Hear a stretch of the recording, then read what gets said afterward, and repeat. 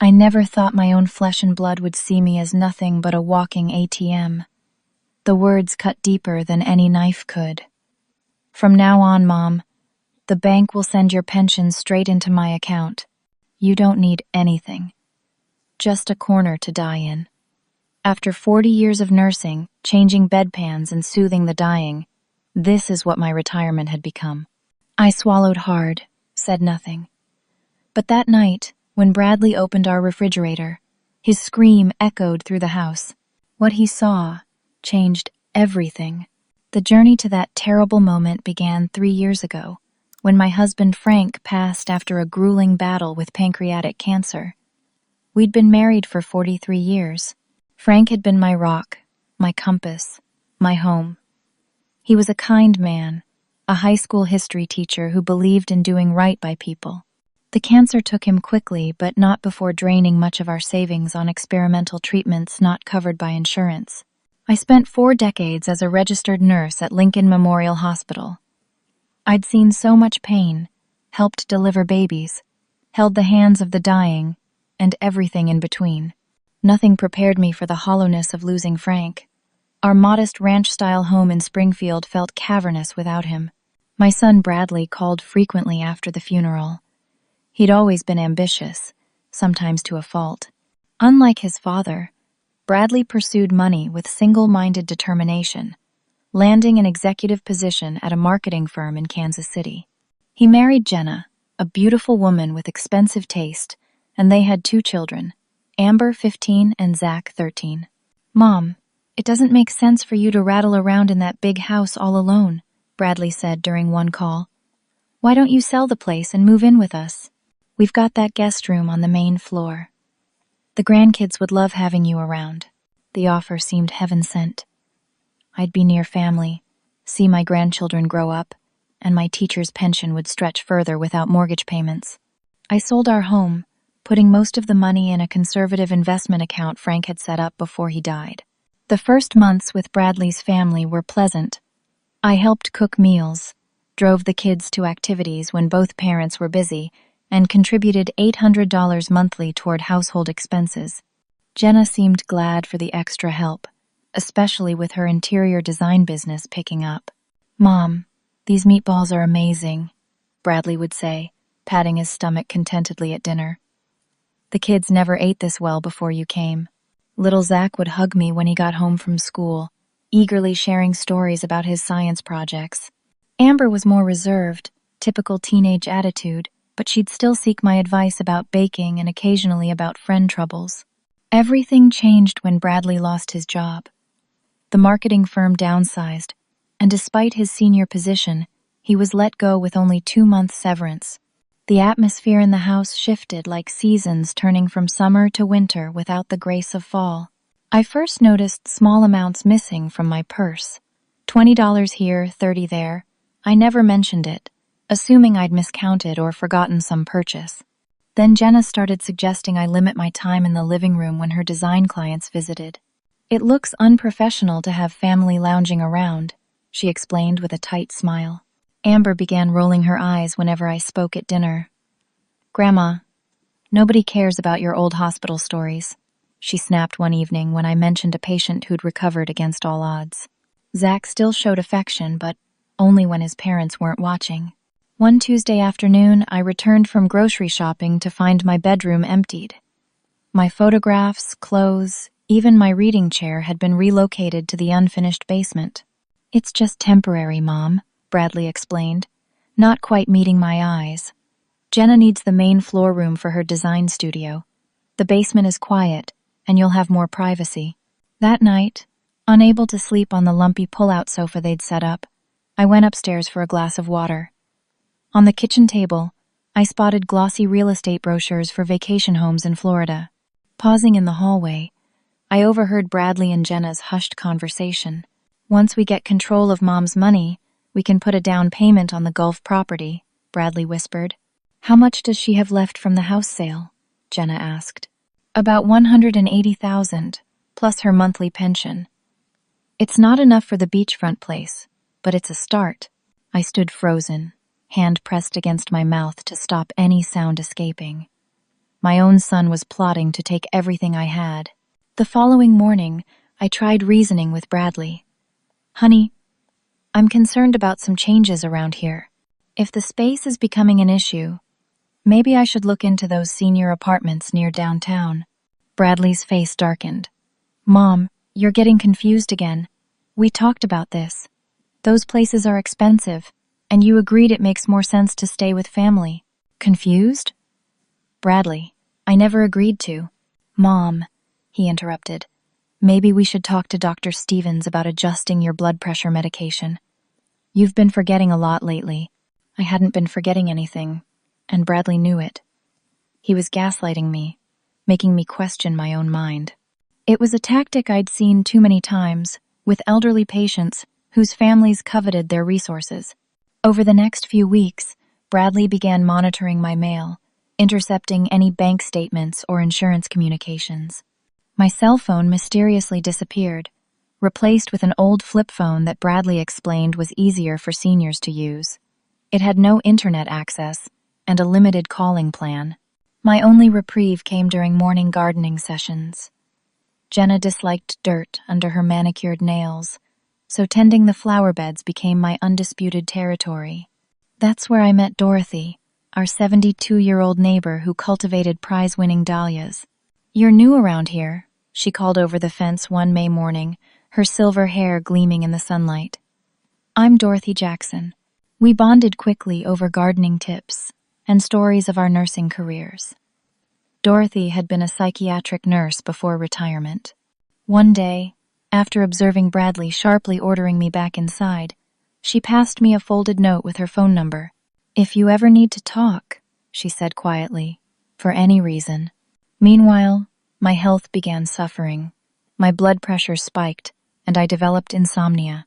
I lost 12 pounds in a month, my clothes hanging loosely on my frame. Bradley did secure another marketing position, but at significantly lower pay. The family's financial strain intensified, as did their resentment toward me. Maybe it would help if I found my own place, I suggested during a particularly tense dinner. My pension would cover a small apartment, and you could have your space back. Jenna slammed down her fork.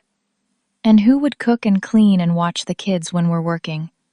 Do you know how much a housekeeper costs these days? We've already factored your pension into our budget, Bradley added coldly.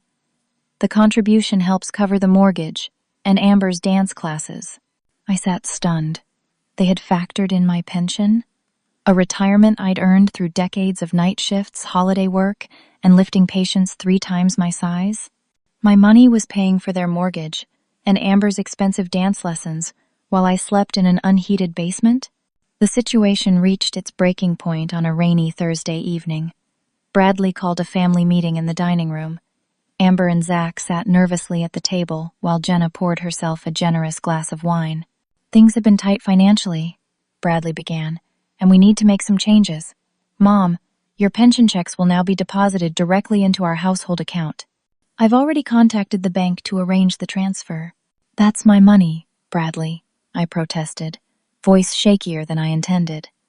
My retirement after 40 years of nursing. From now on, Mom, he continued as if I hadn't spoken, the bank will send your pension straight into my account. You don't need anything, just a corner to die in. The cruelty of his words stunned me into silence. Amber actually laughed, a short, mean bark that reminded me of Jenna. Only Zach looked uncomfortable, studying his plate with intense concentration. Is that clear? Bradley demanded. I swallowed hard, didn't say a single word. But inside, something fundamental shifted. I realized this was no longer my family. These people were predators, and I was their prey. That night, I lay on the basement sofa contemplating my options. I had become a prisoner in my son's home, financially and emotionally exploited by the very people who should have protected me. But 40 years of emergency room nursing hadn't taught me to surrender easily. The next morning, I caught Dorothy alone at her mailbox. Can I use your phone? I whispered. It's important.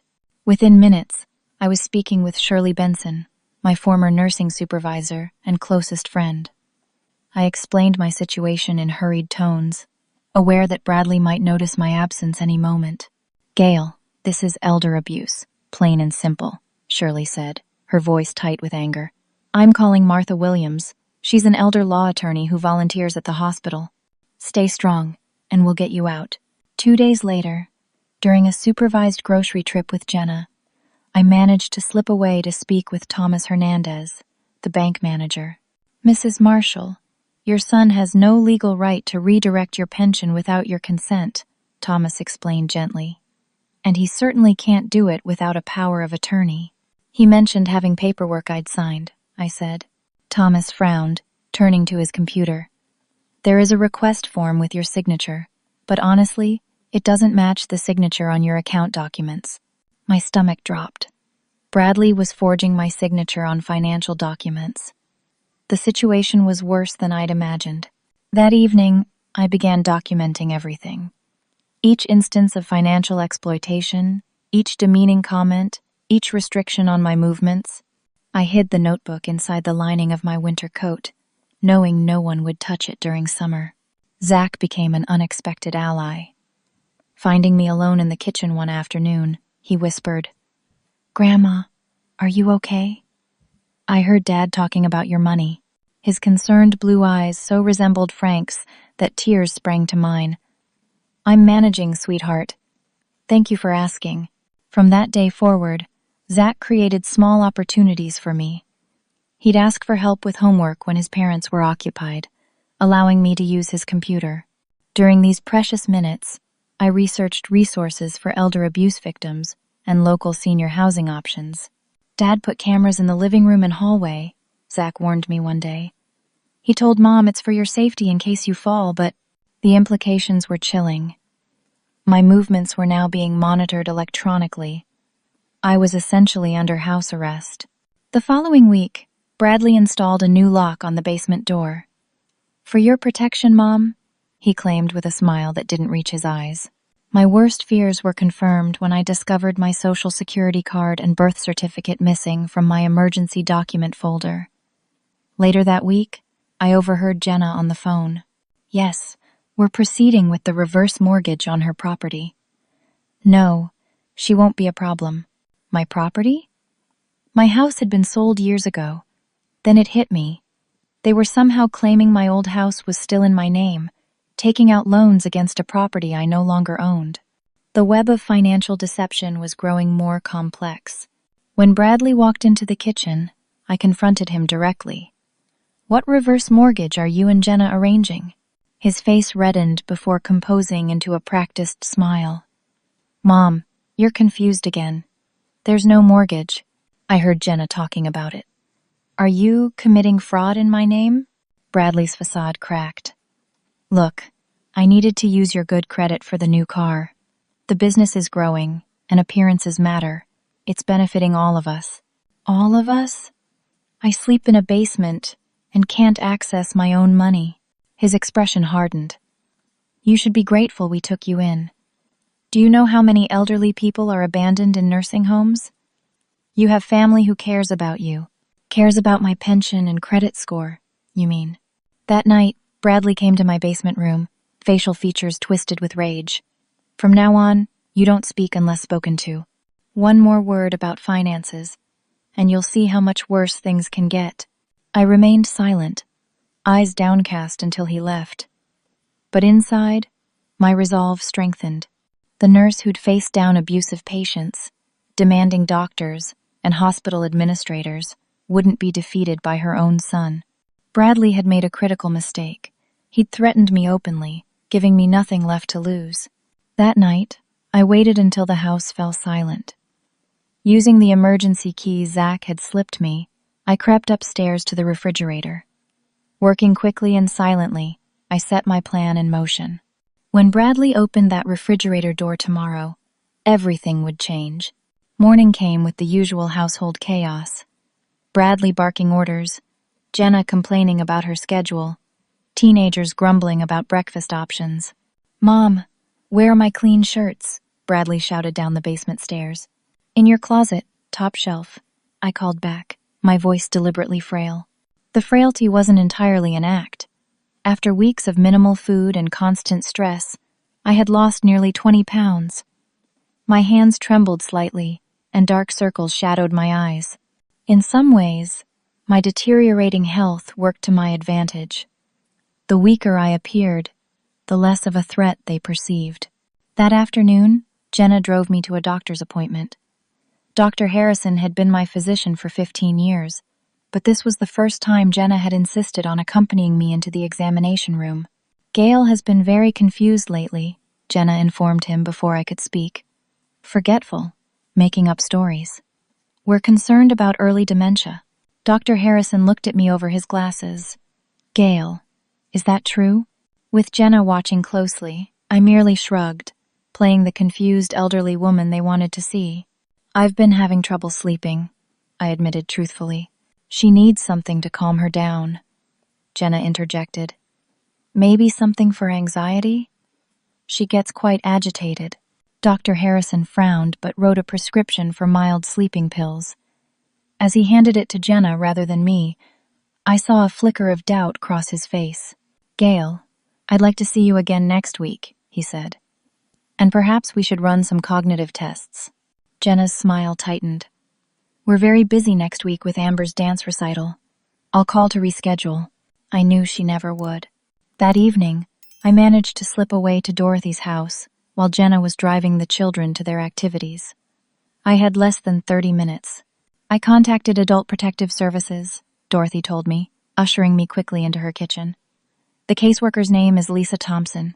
She wants to meet with you. Bradley and Jenna won't allow it, I said, accepting the cup of tea Dorothy offered. They monitor everything. Lisa suggested meeting at your next doctor's appointment. She can pose as a nurse. I shook my head. Jenna accompanies me now. They're building a case that I have dementia. Dorothy's expression hardened. Then we need evidence of the abuse. Proof they can't explain away. Before I could respond, a car door slammed outside. Through the window, I saw Bradley marching up Dorothy's walkway, face thunderous. Go out the back door, Dorothy whispered urgently.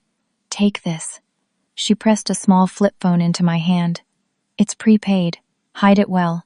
I slipped out Dorothy's rear entrance just as the doorbell rang. Circling through the neighbor's yard, I made it back to the basement door seconds before Bradley returned home. Where were you? He demanded, finding me sitting calmly with a book. Right here, I replied mildly. Did you need something, dear? His eyes narrowed suspiciously. Stay away from Dorothy Jackson. She's a busybody who doesn't understand our family situation. That night, using the prepaid phone, I called Shirley. I've found someone who can help, she whispered. Harold Blackwell. Remember him? You cared for his wife during her final days. He's a retired detective, and he owes you. 2 days later, under the pretense of getting fresh air, I met Harold in the park 2 blocks from Bradley's house. At 70, he remained imposing, his silver hair contrasting with alert dark eyes that missed nothing. Shirley explained the situation, he said without preamble. Elder abuse is more common than people realize, especially financial exploitation by family members. I need proof, I replied. They're monitoring me, claiming I have dementia and controlling all my finances. Harold nodded gravely. Documentation is crucial. Record conversations if possible. Note dates, times, and exactly what was said or done. He handed me a small recording device disguised as a medication bottle. Press the bottom twice to activate it, once to stop. Armed with Harold's device, I began gathering evidence systematically. I recorded Bradley and Jenna discussing the sale of my wedding jewelry, which had mysteriously disappeared from my belongings. I documented the basement living conditions, the restricted food access, the locked doors. Most damning was the discovery that they'd drained my checking account using my ATM card. Bank statements delivered to Dorothy's address confirmed withdrawals of over $7,000 in a single month. As I built my case, I continued playing the role of declining elderly mother. I shuffled more, spoke less, and appeared increasingly confused in their presence. The act bought me precious freedom from their constant surveillance. The turning point came unexpectedly one night when I heard my basement door unlock around midnight. Bradley entered, flashlight beams sweeping across the room. Bradley? What's going on? I asked, sitting up in bed. Go back to sleep, Mom, he muttered, making his way to my dresser. I watched in disbelief as he began rifling through my few remaining possessions, opening drawers and checking under the mattress. What are you looking for? I demanded, fully awake now. Where is it, Mom? The emergency cash Dad always kept. I know you brought it with you. There is no cash, Bradley. We spent it on your father's treatments. His face contorted with anger. You're lying. Dad always had cash reserves. When I tried to stop him from dumping out my personal items, Bradley shoved me roughly aside. I lost my balance, crashing against the metal bed frame. Pain shot through my hip as I fell to the floor. Look what you made me do, Bradley hissed. Why couldn't you just give me the money? I lay there, genuinely injured, as my son stormed out without helping me up. The next morning, when Jenna noticed my limping, Bradley quickly explained. Mom was wandering around in the dark and fell. I've been saying she needs supervision. Jenna nodded sympathetically for the benefit of the children, but when they left for school, her expression hardened. This is getting to be too much, Bradley, she said. We should consider a care facility. Her pension would cover the basic costs, and we wouldn't have to deal with these episodes. I pretended not to hear, focusing on washing breakfast dishes. But inside, my resolve crystallized. They were planning to institutionalize me, to warehouse me somewhere while continuing to collect my pension. Time was running out. That night, I activated Harold's recording device as Bradley and Jenna discussed my future. The Silver Pines Assisted Living takes difficult cases, Jenna said. They have a memory care unit with locked doors. Mom would be safe there. What about the house money? Bradley asked. We need access to that. Once she's declared incompetent, you'll be named financial guardian. We can petition the court next month. As their words confirmed my worst fears, I knew I had to act immediately. No more waiting, no more gathering evidence. If I didn't escape now, I might never get another chance. The opportunity presented itself unexpectedly the following weekend. Amber burst into the kitchen where I was peeling potatoes for dinner. Dad says we're going to Uncle Steve's lake house next weekend, she announced excitedly. 3 whole days away from this boring neighborhood. My heart quickened. 3 days would give me ample time to execute my plan. But my hope dimmed when Bradley entered the kitchen. Mom will stay here, of course, he told Amber. She doesn't enjoy the lake. Alone for 3 days? I asked innocently. I'll be fine, but will you leave me some grocery money? Bradley exchanged glances with Jenna, who had followed him into the kitchen. I could almost see the calculations happening behind their eyes. They didn't trust me alone in the house, not when they'd be hours away. Actually, Jenna said slowly, Mom should come with us. The fresh air would be good for her health. I don't want Grandma ruining everything, Amber complained. She won't, Bradley assured her with a significant look. Mom will behave, won't you? The implied threat was clear. I nodded meekly, hiding my dismay. The lake house trip would derail my escape plans. I needed to think quickly. That evening, I called Harold from the bathroom, water running to mask my voice. They're taking me to a lake house this weekend, I whispered. 3 hours away. This complicates things, Harold admitted. But it might actually work in our favor. When exactly are you leaving? Friday morning. Returning Sunday night. Perfect. Be ready to implement the plan Sunday afternoon, before you return to Kansas City. Over the next few days, I prepared meticulously. Using Dorothy's phone, I coordinated with Shirley and Harold. I gathered my important documents, the small amount of cash I'd managed to hide, and my evidence collection. Everything was stored in a small bag concealed in Dorothy's garage. As Friday approached, I made one final, critical move. I spent Thursday cooking nonstop. Pot roast, fried chicken, mashed potatoes, 3 different casseroles, 2 pies, and a chocolate cake. I prepared enough food to feed an army. What's all this? Bradley asked, surveying the covered dishes filling the refrigerator. Just wanted to make sure you had plenty to eat at the lake, I explained. And leftovers for next week when we get back. You know how Zach loves my cooking. Bradley seemed pleased rather than suspicious. Free food appealed to his frugal nature. That's thoughtful, Mom. Maybe pack some of the fried chicken for the drive up. As I continued cooking into the evening, I placed small notes in strategic locations throughout the house, behind the bathroom mirror, taped under Zach's desk drawer. Inside, Bradley's rarely opened Bible. Each contained the same message. If you find this, please call Dorothy Jackson immediately regarding Gayle Marshall's welfare.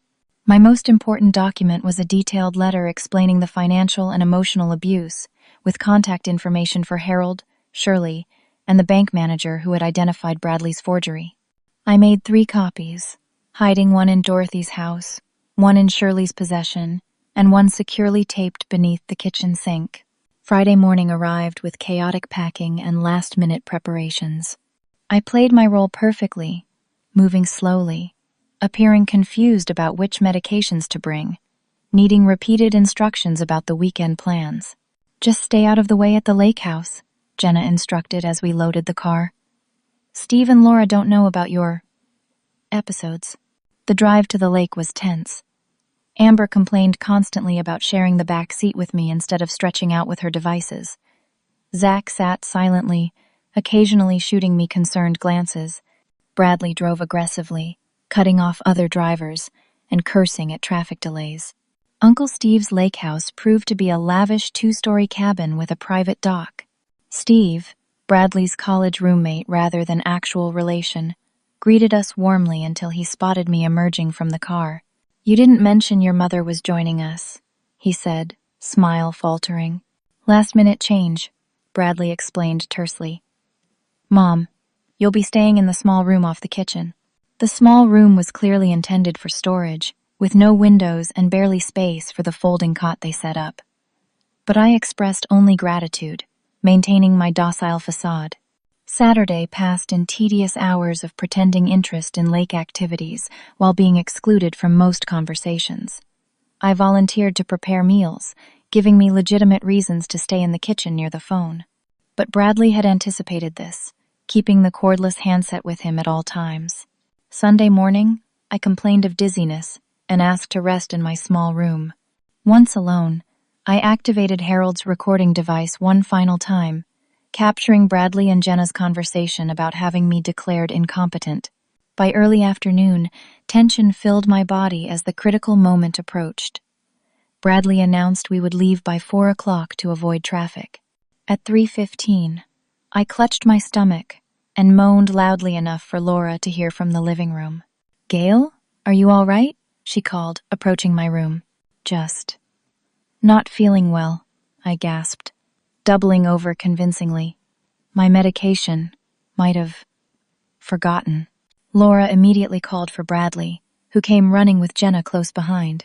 "What now, Mom?" he asked impatiently. I need a doctor," I whispered. "We don't have time for this," Jenna hissed. "We need to get home."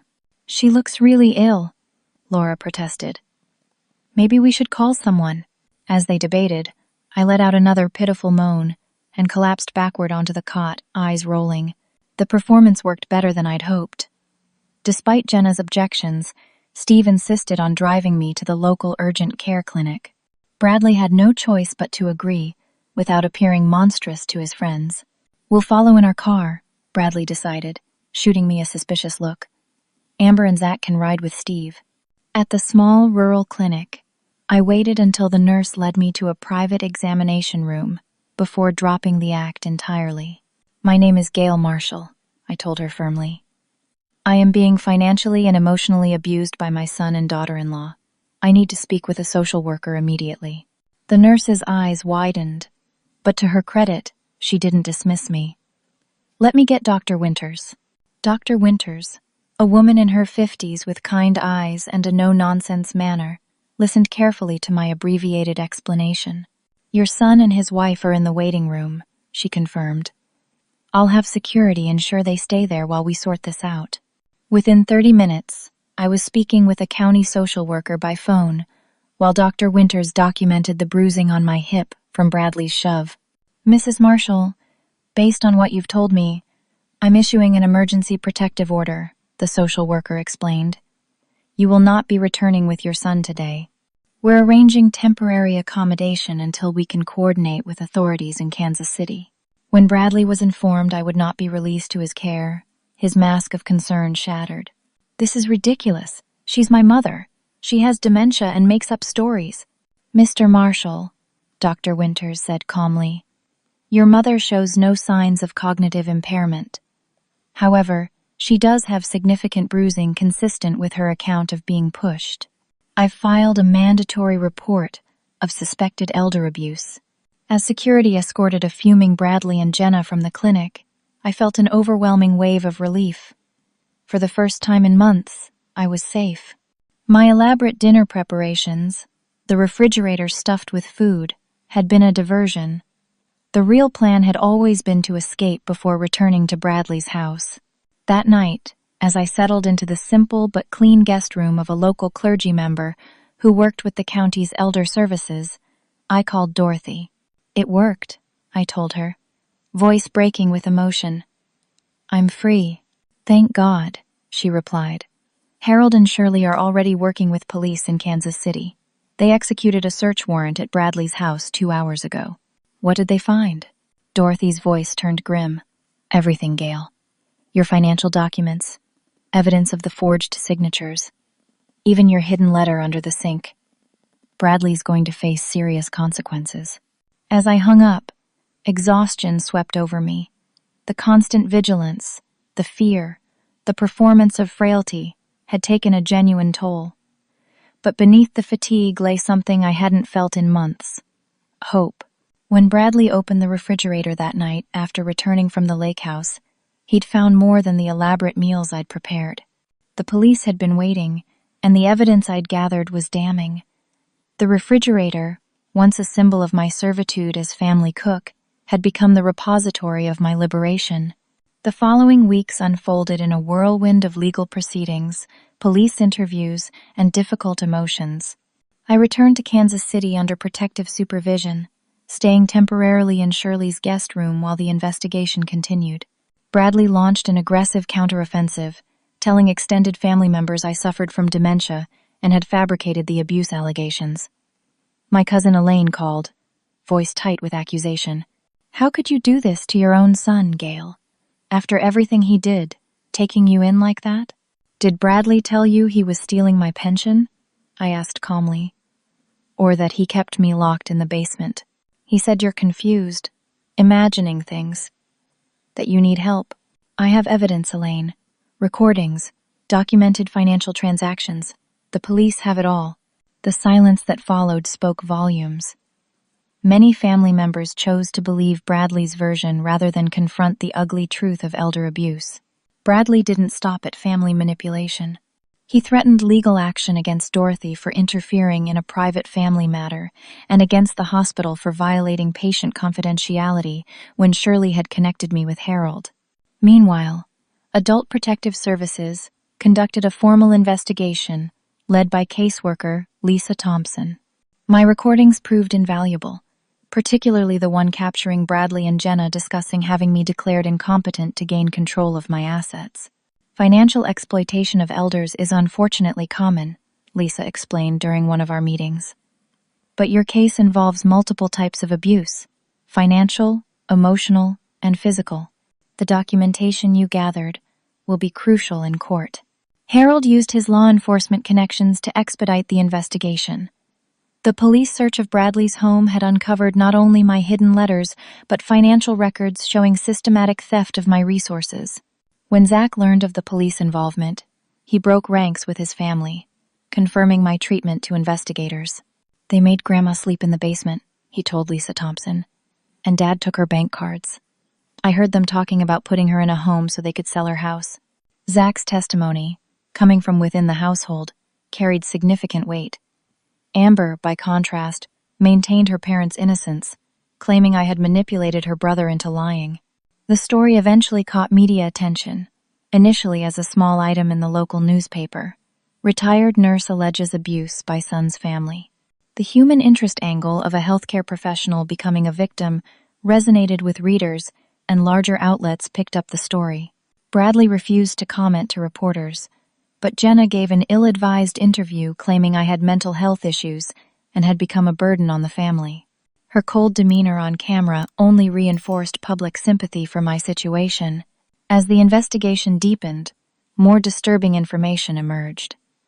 Bradley's former employer revealed he hadn't been downsized as he'd claimed. He was under investigation for embezzling company funds when he resigned. We were building a case against him, the company's head of security told investigators. He left before we could complete it, and the company decided not to pursue charges to avoid negative publicity. Bank records revealed Bradley had a gambling problem with significant debts to online casinos. My pension and the loans fraudulently taken in my name had been feeding his addiction rather than supporting the family as he'd claimed. Jenna's complicity became clear when investigators discovered text messages between them discussing how to handle Mom and access the rest of her money. Her initial claims of ignorance crumbled in the face of digital evidence. 6 weeks after my escape, the district attorney filed charges against Bradley for financial exploitation of an elder, fraud, forgery, and physical abuse. Jenna was charged as an accomplice to the financial crimes. Bradley, facing serious legal consequences, attempted one last desperate move. He showed up at Shirley's house while I was meeting with Martha Williams, my elder law attorney. "Mom, this has gone too far," he pleaded from the doorway, prevented from entering by Shirley's husband Paul. "We can work this out as a family. Just drop the charges." "There's nothing to work out, Bradley," I replied, my voice steadier than I expected. "You stole from me, imprisoned me, and planned to abandon me in a nursing home. I was under financial pressure. I made mistakes." "Mistakes?" Martha interjected incredulously. "You systematically abused your mother for months. These were calculated actions, Mr. Marshall." Bradley's expression hardened. "You'll regret this, Mom. When this is over, you'll have no family left." As Paul closed the door on my son, I felt a complex mixture of grief and resolve.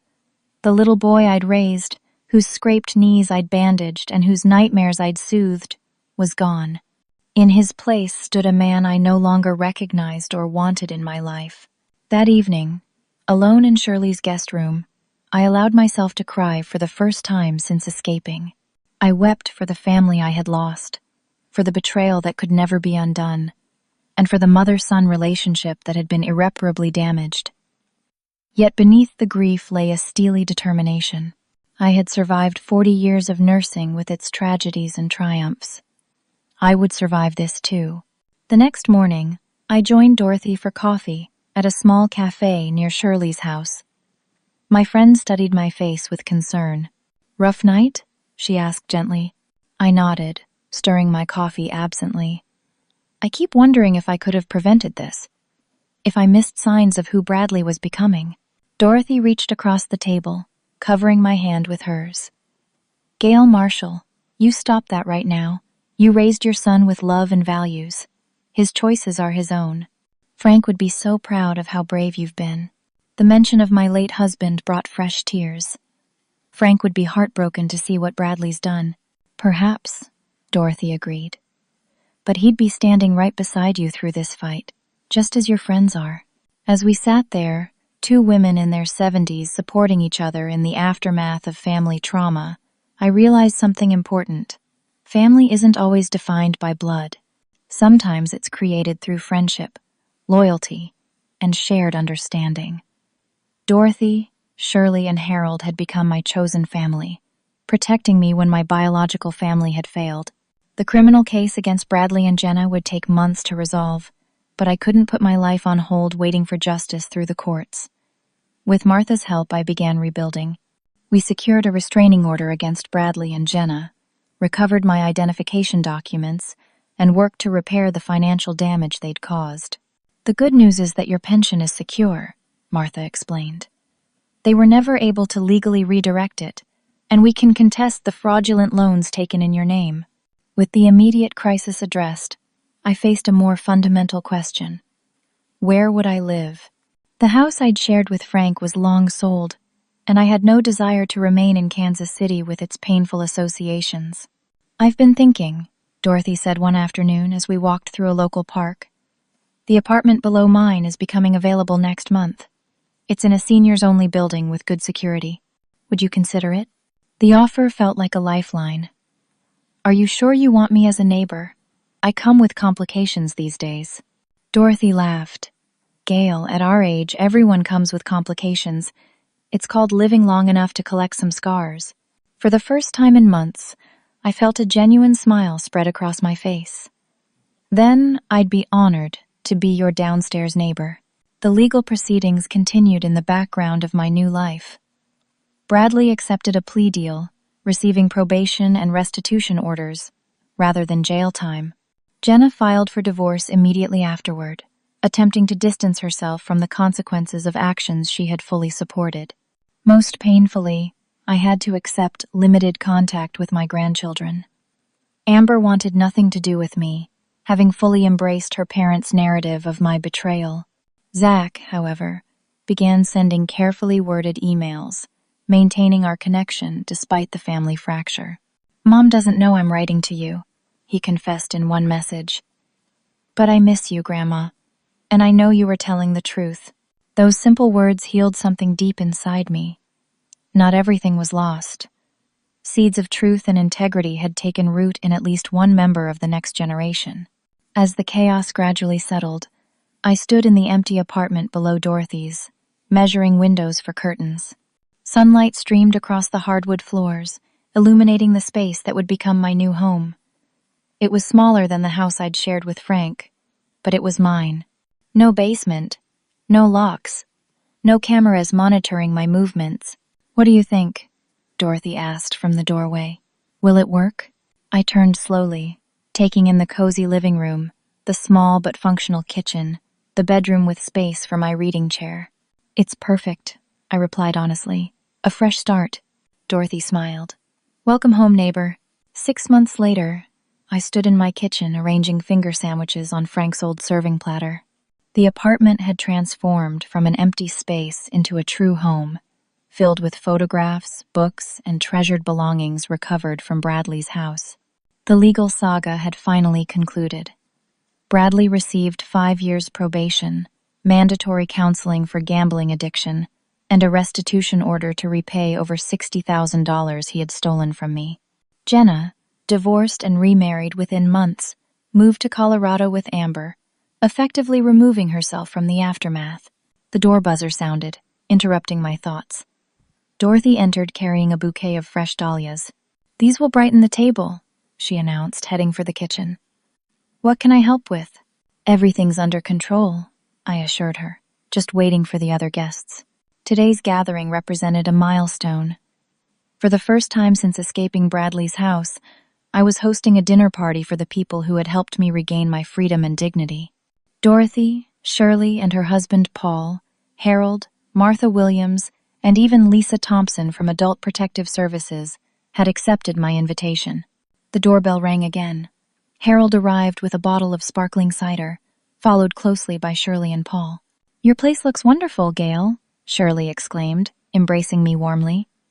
I hardly recognized the empty apartment we saw last fall. Martha and Lisa completed our group, both expressing admiration for the comfortable, stylish space I'd created. "Senior living suits you?" Martha observed with a smile. "A far cry from that basement, isn't it?" As we settled around the dining table, I felt a profound sense of gratitude. These people had believed me when my own family didn't. They had acted when others looked away. They represented a truth I wished more people understood. Elderly doesn't mean helpless, and age shouldn't diminish one's right to dignity and self-determination.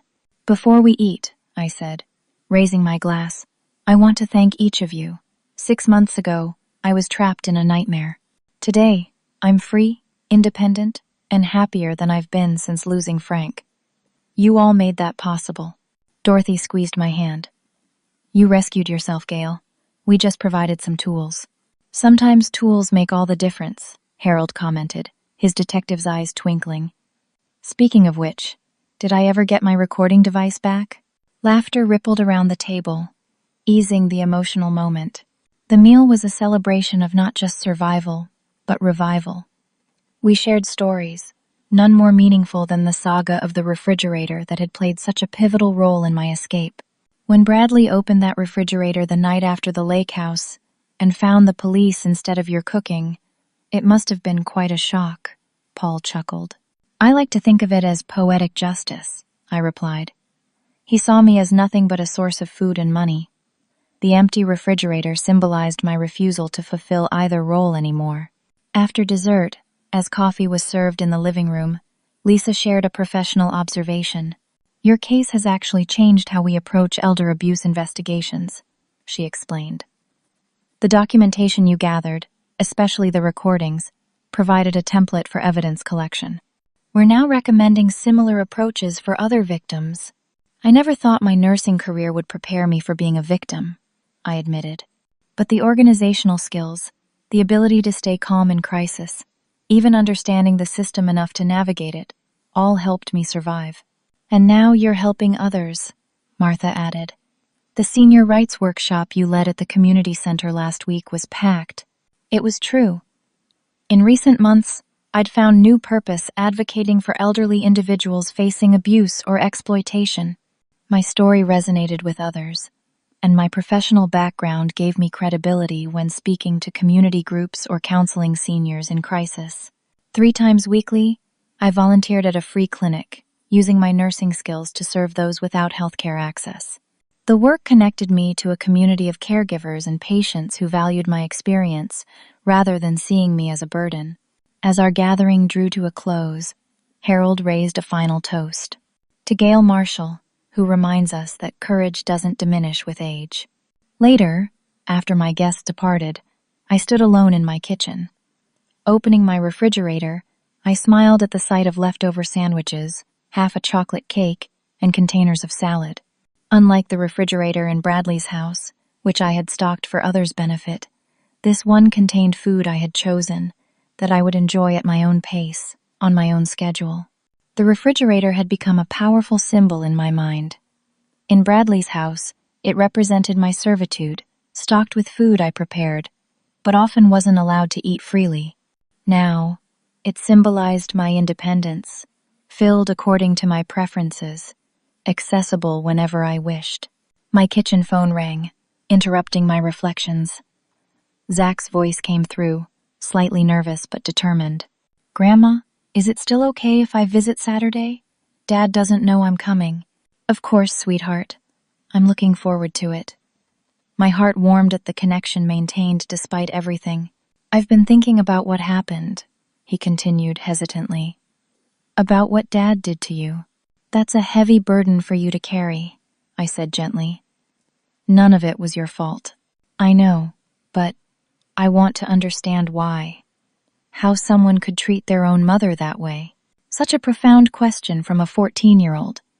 Some people see others as means to an end, rather than as humans with their own worth, I explained carefully. Your father lost sight of what really matters. I don't want to be like that, Zach declared with sudden fierceness. I want to be more like you, standing up for myself but still caring about people. Tears pricked my eyes. Despite everything, something good had emerged from the trauma. Zach had witnessed both cruelty and courage, and consciously chosen the better path. You already are, Zach. By staying in touch despite the pressure not to, you're showing remarkable integrity. After our call ended, I moved to my favorite reading chair by the window. The night sky spread above the city, stars punctuating the darkness. At 67, I had experienced a kind of rebirth. The pain of betrayal remained, but it no longer defined me. Looking around my apartment, I felt profound contentment. The space wasn't large or luxurious, but it was secure. The door locked from the inside, protecting me rather than imprisoning me. My pension arrived directly to my account each month, managed solely by me. My calendar contained activities I had chosen, time with friends who genuinely cared about my well-being. The journey from victim to survivor to thriver hadn't been easy. There were still days when anxiety gripped me, when memories of the basement room brought panic, when Bradley's cruel words echoed in my mind. But those moments grew less frequent as new experiences accumulated, gradually outnumbering the painful ones. Dorothy had become more than a neighbor. Our daily walks, shared meals, and occasional trips to theater performances had blossomed into deep friendship. We joked about being roommates, with separate apartments, spending so much time in each other's homes that the distinction barely mattered. As I prepared for bed that night, I paused before my bathroom mirror. The woman reflected there looked different from the frightened, diminished person who had escaped Bradley's house. My posture was straighter, my eyes clearer, my expression more peaceful. I had reclaimed not just my finances and freedom, but my sense of self. The most profound lesson I'd learned through this ordeal wasn't about the potential for cruelty from those who should love us most. Rather, it was about the extraordinary resilience of the human spirit and the power of refusing to surrender one's dignity, regardless of age. I thought about all the elderly individuals still trapped in situations like mine had been, people dismissed as confused when they reported abuse, people whose financial resources were drained by those they trusted, people whose physical limitations were exploited to control and isolate them. My story could have ended in that basement, or in some anonymous nursing facility, where Bradley would have continued collecting my pension while I languished, cut off from any support system. Instead, I had written a different ending. Not through physical strength or financial power, but through intelligence, careful planning, and the courage to reach out for help. Age hadn't diminished my worth or my right to autonomy. If anything, my decades of experience had given me tools to fight back effectively. The wisdom accumulated through a lifetime had ultimately saved me. Opening my refrigerator that final night in Bradley's house, I had made a promise to myself. Never again would anyone treat me as less than human. As I now opened the refrigerator in my own home, filled with food of my choosing, I renewed that promise. My age wasn't a liability. It was a testament to survival, to knowledge gained, to a lifetime of overcoming obstacles. The greatest victory wasn't escaping Bradley's house, or even seeing justice served through the courts. It was reclaiming my sense of worth, rebuilding a life on my own terms, and finding purpose in helping others do the same. Every time I opened my refrigerator now, I smiled at the simple joy of choice. The ordinary act had become a celebration of freedom, a daily reminder that I had survived, recovered, and ultimately thrived. Have you ever experienced a moment when you realized your own strength in the face of betrayal, or witnessed an older person being mistreated and wondered how to help? Share your thoughts in the comments below. If this story resonated with you, please like, subscribe, and share to help others recognize the warning signs of elder abuse. Thank you for listening to my journey. And remember, dignity and respect should never diminish with age.